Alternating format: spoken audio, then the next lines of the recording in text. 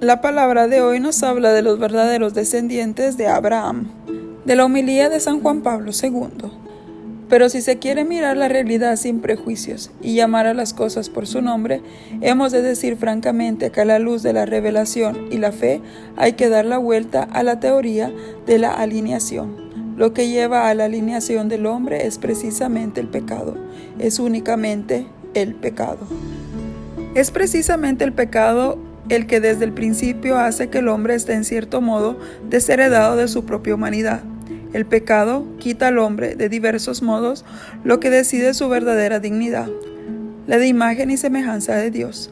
Cada pecado en cierto modo reduce esta dignidad. Cuanto más esclavo del pecado se hace el hombre, tanto menos goza de la libertad de los hijos de Dios. Deja de ser dueño de sí, tal como exigiría la estructura misma de ser su persona, es decir, de criatura racional, libre y responsable. La Sagrada Escritura subraya con eficacia este concepto de alineación, mostrando una triple dimensión: la alineación del pecador de sí mismo, de Dios, de la comunidad. El pecado es, por lo tanto, no solo contra Dios, sino también contra el hombre. Tal como enseña el Concilio Vaticano II, el pecado merma al hombre, impidiéndole lograr su propia plenitud. Es esta una verdad que no necesita probarse con elaboradas argumentaciones.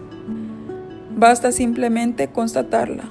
Por lo demás, ¿no ofrece quizá elocuente confirmación de ello tantas obras de la literatura, del cine, del teatro?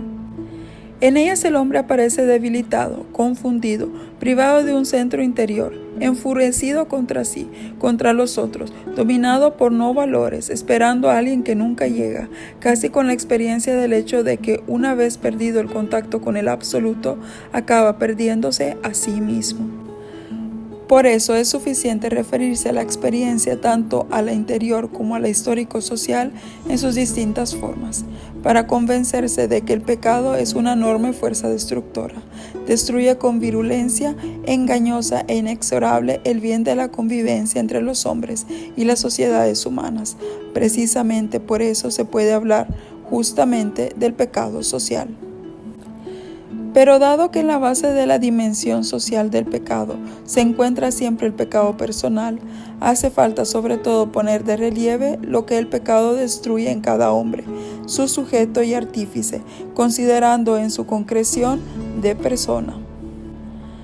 A este propósito merece citarse como una observación de Santo Tomás de Aquino, según el cual, del mismo modo que cada acto moralmente bueno el hombre como tal se hace mejor, así también en cada acto moralmente malo, el hombre como tal se hace peor.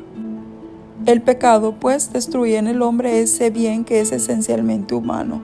En cierto sentido, quita al hombre ese bien que le es propio, usurpa al hombre a sí mismo. En este sentido, quien comete pecado es esclavo del pecado, como afirma Jesús en el Evangelio de San Juan. Esto es precisamente lo que está contenido en el concepto de alineación. El pecado, pues, es la verdadera alineación del ser humano, racional y libre.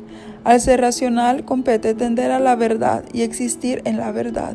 En lugar de la verdad sobre el bien, el pecado introduce la no verdad. El verdadero bien es eliminado por el pecado en favor de un bien aparente, que no es un bien verdadero, habiendo sido eliminado el verdadero bien en favor del falso.